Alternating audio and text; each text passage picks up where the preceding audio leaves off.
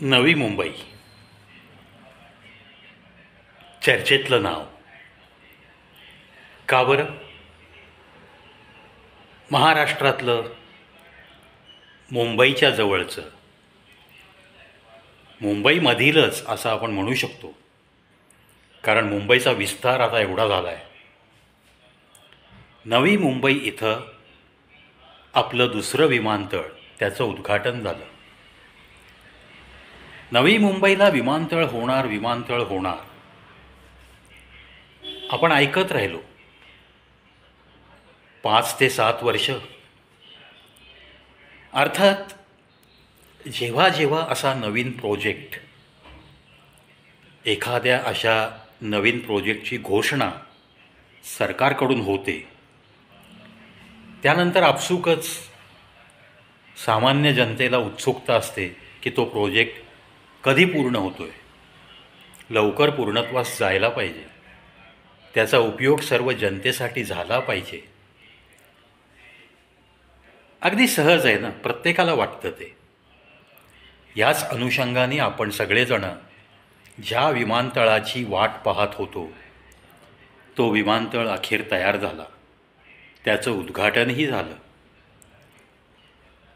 अर्थात बाकीच्या ज्या बाहेरच्या थोड्याफार ज्या सुविधा असतात त्या कालांतराने होत राहतात.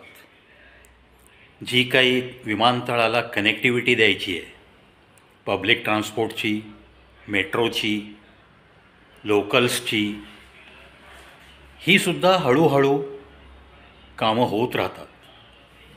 सगळं काही एकदम झालं पाहिजे असं शक्य नसतं.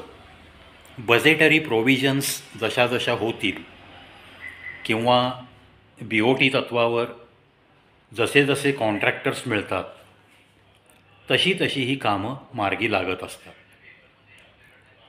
आता नवी मुंबईला विमानतळ होणार आणि लँड ॲक्विसिशन सुरू झालं, म्हणजे लोकांच्या जमिनी विकत घेणं सुरू झालं. जेव्हा जेव्हा अशा जमिनी मोठ्या प्रोजेक्टसाठी, त्यातल्या त्यात विमानतळ आणि नॅशनल हायवेज, याच्यासाठी जेव्हा या जमिनी घेतल्या जातात सरकारकडून त्या प्रोजेक्टच्या अनुषंगाने, तेव्हा इतर वेळच्यापेक्षा किंवा इतर व्यक्तींना विकताना जो काही भाव मिळणार आहे त्याच्यापेक्षा 4 पट 6 पट असे त्याचे रेट्स सरकार देत असतं. मग अक्षरशः पडीक असलेली शेकडो एकरची जमीन एखाद्या मोठ्या प्रोजेक्टमध्ये जात असेल तरी ते कुटुंब मालामाल होऊन जातं. आता असं आपण खूप ठिकाणी पाहिलेलं आहे. अर्थात ही मालामाल झालेल्या कुटुंबात रंगरंगेली करणारे जर 1-2-4 भाऊ असतील तर मग तो आलेला माल संपायला जास्त दिवस लागत नाहीत. अशीही उदाहरणं आपण या पुण्याच्या आसपास किंवा इतर शहरांच्या आसपास जो काही विकास झाला, जो काही नॅशनल हायवेज झाले, त्यासाठी ज्यांच्या ज्यांच्या जमिनी घेतल्या गेल्या त्या त्या कुटुंबात अशीही विदारक परिस्थिती पाहायला मिळाली. ह्या जेव्हा जमिनी सरकार ताब्यात घेतं त्याच्यानंतरच सगळा एकदा क्लिअरन्स झाला, प्रत्येकाचं कॉम्पेन्सेशन देऊन झालं, कोणतीही लीगल लिटिगेशन्स कोणाचीही प्रलंबित नाहीत, असा जेव्हा सगळा अहवाल तयार होतो आणि जातो, तेव्हा वर्क ऑर्डर्स निघायला सुरुवात होते. आणि मग या नवी मुंबई विमानतळाचा जो काही नकाशा वगैरे तयार केला होता, त्याच्यावरती अभ्यास सुरू झाला. इंजिनियर्स, डिझायनर्स, कॉन्ट्रॅक्टर्स, लेबर्स, या सगळ्या घटकांचं आपल्या या प्रशासनाचं अभिनंदन करतानाच मी यांचं सगळ्यांचंही अभिनंदन करतो. अक्षरशः तिथं विटा उचललेला मजूरसुद्धा, त्याचंसुद्धा मी अभिनंदन करतो. प्रत्येक घटकाचं, प्रत्येकाने काही ना काही खारीचा वाटा उचलला आणि म्हणूनच एवढा मोठा प्रोजेक्ट तो कार्यान्वित झाला. असं जेव्हा एखाद्या मोठ्या प्रोजेक्टचं डिझाईन बनतं, इंजिनियर्स लोक कामाला लागतात, तेव्हा सामान्य माणसाला त्याच्या नजरेसमोर विमानतळ नक्की कसं होईल हे कधीच नसते प्रतिमा. That is the main difference in common man and engineer. ह्या अभियंते, आर्किटेक्ट या लोकांनी डिझाईन बनवतानाच ते पाहिलेलं असतं की येस, नवी मुंबईचं विमानतळ हे असं असं दिसेल.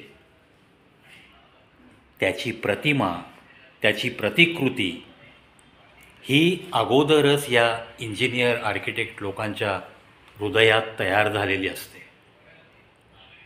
That is the speciality as far as engineers and architects are concern, असं तर मी तरी मानतो. आणि म्हणूनच या नवी मुंबई विमानतळ या प्रोजेक्टमध्ये राबलेल्या प्रत्येक आर्किटेक्ट आणि इंजिनियरचं मी विशेष अभिनंदन करतो. त्यांच्या बुद्धिमत्तेचं मी विशेष कौतुक करू इच्छितो. आणि सांगू इच्छितो आहे मी की एखादा असा प्रोजेक्ट करताना अनंत प्रकारच्या अडचणी येतात. त्या अडचणींवर कशा पद्धतीने मात केली जाऊ शकते हे थोडंसं मला जे जाणवलं आहे, मला जे माहिती झालं आहे ते तुमच्या मनापर्यंत पोहोचवतो मी. इंजिनियर्स आणि आर्किटेक्ट्सला अशा पद्धतीने जर तो इंटेलिजन्स दिलेला असतो देवाने, ती प्रतिकृती त्यांच्या नजरेसमोर तयार होते. ती प्रॅक्टिकली बांधकाम पूर्ण व्हायच्या आत त्यांच्या हृदयात प्रतिमा तयार असते आणि त्यांना नक्की माहीत असतं की हे नवी मुंबईचं विमानतळ हे कशा पद्धतीने दिसणार आहे. तिथं आतमध्ये जाण्या येण्याच्या कोणते कोणते मार्ग उपलब्ध आहेत, विमानतळापर्यंत येण्यासाठी कारची व्यवस्था कशी आहे, कुठून कशा पद्धतीने कॅब येतील, पब्लिक ट्रान्सपोर्टची कनेक्टिव्हिटी कुठून द्यायची आहे, मेट्रो कुठपर्यंत असेल, लोकल सध्या कुठपर्यंत आहेत, या सगळ्या गोष्टीचा सर्वांगीण विचार करून ती पर्टिक्युलर तो जमिनीचा तुकडा अधिग्रहित केला जातो, ताब्यात घेतला जातो. आता हा जेव्हा जमिनीचा तुकडा सगळा ताब्यात आला म्हणजे सर्व ॲक्विजिशन योग्य त्या नियमांच्या चौकटीत, कायद्याच्या चौकटीत बसून सरकारचा हा प्रोजेक्ट मार्गी लावण्यासाठी ताब्यात मिळणं, हे जेव्हा घडलं त्याच्यानंतर सगळं कामकाज सुरू झालं. त्या ठिकाणी, ज्या ठिकाणी आता विमानतळ बांधणार आहे, विमानतळाचा मुख्य भाग येणार आहे, त्याच ठिकाणी 92 मीटरची एक टेकडी होती आणि त्याच भागातून वाहणारी एक नदी पण होती. त्या नदीचं नाव आणि टेकडीचं नाव उलेवा. ही उलेवा नदी नंतर दुसऱ्या नदीला जाऊन मिळत होती. आता हा सगळा भाग कन्स्ट्रक्शनच्या दृष्टिकोनातनं अडचणीचा ठरू लागला. समुद्रसपाटीपासून 8.5 मीटरवरती विमानतळ असावं असं त्या प्रोजेक्टचं डिझाईन होतं. आता ही 92 मीटरची टेकडी ती फोडावी तर लागणार. म्हणून सगळ्या सिव्हिल इंजिनियर्सला हे तसं पाहिलं तर चॅलेंजिंग काम होतं. अनंत अडचणींचा सामना करत करत या प्रोजेक्टची सुरुवात झाली आणि आज तो पूर्ण झालेला प्रोजेक्ट फक्त आपण बघतो आहे. पण त्याच्यामागं किती लोकांचे कष्ट आहेत, किती लोकांचं माइंड ॲप्लिकेशन आहे, किती इंजिनियर्स लोकांनी इंटेलिजन्स वापरला आपला आणि मग त्यांच्या बौद्धिक क्षमतेचा वापर करत त्या नदीला कसं मग वळण देणं गरजेचं झालं. ती नदी जर तशीच तिच्या प्रवाहाप्रमाणे वाहत ठेवली असती तर आजचं जे कन्स्ट्रक्शन आहे ते शक्य नव्हतं. सर्व प्रकारचे ऑप्शन्स चेक करून झाल्यावर शेवटचा ऑप्शन राहिला की नदी वळवणं क्रमप्राप्त आहे, अत्यंत गरजेचं आहे. तेव्हा त्या नदीला वळवण्यासाठी जे काही बांधकाम केलं ते गेबियन फेशिया या पद्धतीने, म्हणजेच एका बारीक बारीक जाळीमध्ये वीट सदृश सिमेंटचे ब्लॉक वगैरे त्या जाळीमध्ये टाकले जातात आणि त्याच्यानंतर मग बाह्य भागावरती प्लास्टर वगैरे मजबूतीकरण, म्हणजे हा गेबियन फेशिया हा जो टेक्निक आहे, हा भाग तयार झाल्यानंतर तुम्हा आम्हाला दिसत नाही. It is the internal part of that particular wall. अशा पद्धतीने जवळपास 2300 मीटर लांबीचा आणि 100 ते 180 मीटर रुंदी असं नदीचं पात्र वळवलं गेलं. त्याच्यासाठी हा वहनाचा मार्ग अशा पद्धतीने तयार केला. सिडको नवी मुंबई आणि पुण्याची एक संस्था आहे, वॉटर रिफॉर्म्सबद्दल काम करणारी संस्था, त्यांनी शिफारस केल्याप्रमाणे सिडकोनी हे काम मार्गी लावलं. म्हणजे गायडन्स हा पुण्यातल्या या संस्थेचा सुद्धा. एखादा मोठा प्रोजेक्ट उभारताना तुम्हाला ठिकठिकाणावरून हा इंटेलिजन्स घ्यावा लागतो, ही बौद्धिक क्षमता असलेल्या लोकांचा उपयोग करून घ्यावा लागतो आणि ती लोकंसुद्धा मनापासून झटतात.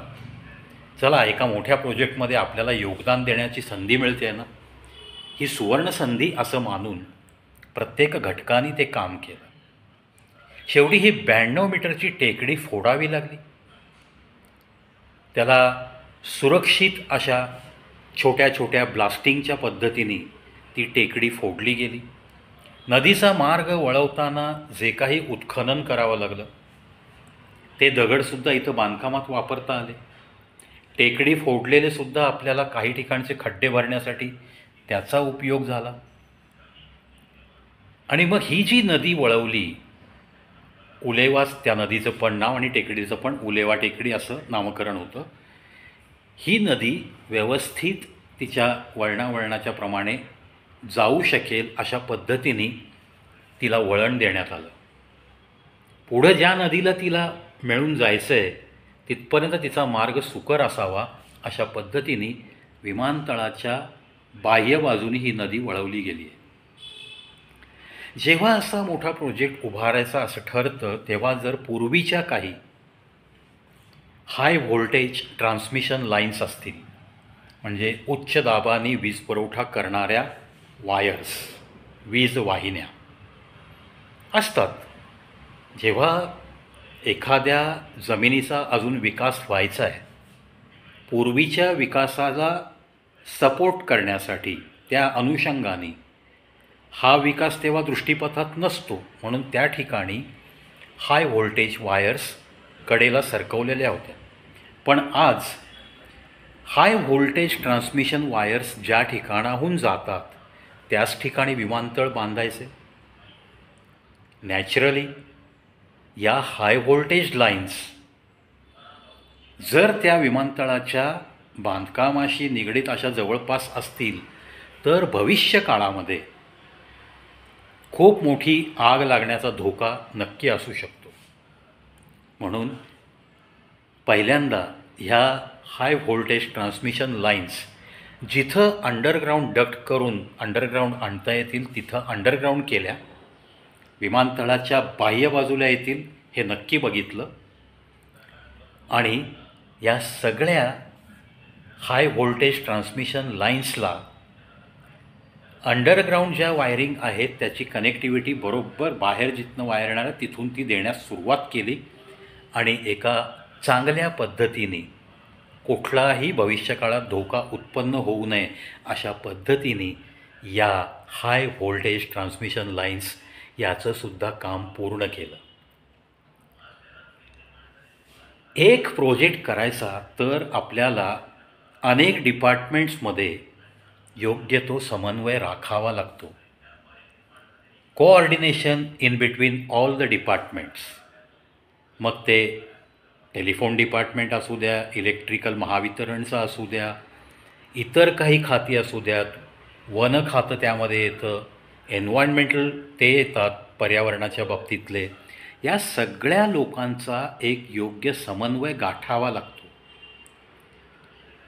कुठल्याही एका डिपार्टमेंटनी जर अडेलतट्टूपणा केला तर तो प्रोजेक्ट पूर्ण होण्यास कालावधी विनाकारण वाया जातो, जास्त वेळ लागतो, फायनान्शियल त्याचं जे काही बजेट आखलेलं असतं त्याच्यामध्ये सुद्धा एन्हान्समेंट करावी लागते, वाढवावं लागतं बजेट. त्याचा खर्च वाढतो, मार्केट वाढतं, महागाई वाढते. या सगळ्या गोष्टींना फाटा मिळण्यासाठी आणि योग्य वेळेत मोठमोठे प्रोजेक्ट्स पूर्ण होण्यासाठी प्रशासनातल्या सर्व खात्यांचा एकमेकांशी अतिशय चांगल्या आणि उत्तम प्रकारे समन्वय घडला तरच तो प्रोजेक्ट यशस्वीरित्या दिलेल्या वेळेत किंवा त्या दिलेल्या वेळेपेक्षा एक्सटेंडेड टाईम 2 वर्ष 1 वर्ष त्यामध्ये तो पूर्ण होतो. या बाबतीत अतिशय चांगला समन्वय साधला गेला आणि प्रत्येक सिव्हिल इंजिनिअरिंगची कामं योग्य वेळेत पूर्ण झाली. प्रिकॉशनरी मेजरची जी काही इलेक्ट्रिकल डिपार्टमेंटची कामं ती पण पूर्ण झाली. आता कनेक्टिव्हिटीच्या बाबतीत मेट्रो कशी तिथपर्यंत आणता येईल जवळपास आणि कॅबचा खर्च लोकांचा कसा वाचेल याच्याकडं प्रशासनाचं नक्की लक्ष. हा प्रोजेक्ट तयार झाल्यावर कसा दिसेल हे त्याची प्रतिमा इंजिनियर्स लोकांच्या हृदयात त्यांच्या नजरेसमोर आधीच तयार झालेली असते. असं मी जे बोललो ते का बोललो तर ह्या इंजिनियर्स लोकांच्या विषयी मला तर खूप आदर आहे. त्यांना जी काही बुद्धिमत्ता दिली, ते जे काही शिकतात कष्ट घेऊन, त्याचा उपयोग असा या आपल्या मोठमोठ्या प्रोजेक्ट्समध्ये खूप मोठी हुशारी असलेल्या इंजिनियर्सनी हा प्रोजेक्ट्स पूर्णत्वास नेलेला असतो. म्हणून मी बऱ्याचदा जेव्हा आम्ही बेस्ट इंजिनियर्सचे पुरस्कार वगैरे सोहळे आयोजित करायचो आणि खरोखर डिव्होट केलेल्या इंजिनियर्सना एक यादी काढून आमच्या शहरामध्ये पुरस्कार द्यायचो आम्ही. मोक्षगुंडम विश्वेश्वरय्या यांच्या जन्मदिनाचं औचित्य साधून हा पुरस्कार सोहळा व्हायचा. त्यावेळेस मी ही गोष्ट सांगितली होती. प्रोग्रॅमचं पूर्ण अँकरिंग माझ्याकडं असायचं. काही इंजिनियर्सच्या बाबतीत मी बोलायचो सुद्धा, बायोडेटा घेतलेला असतो. त्यावेळेस मी एकदा सांगितलेलं मला आठवतं की इंजिनियरचं स्पेलिंग जे आहे त्याच्यामध्येच त्यांची सर्व क्वालिटी त्या इंजिनियरची नमूद केलेली असते असं मला वाटतं. तेव्हा सगळ्यांचे कान टवकारले गेले. What Pravi is speaking, what he is going to tell now, अशी उत्सुकता सगळ्या चेहऱ्यावर दिसल्यावर मी त्यांना सांगितलं की फक्त इंजिनियरचं स्पेलिंग मनात आणा आणि मी काय सांगतो तेवढं पण मी जुळतं का बघा, आणि जर जुळतं आहे असं वाटलं तर सगळ्या या मातब्बर इंजिनियर्ससाठी आपल्या भारत देशातल्या सगळ्यांनी टाळ्या वाजवा. आणि खूप मोठ्या टाळ्यांचा गजर झाला होता.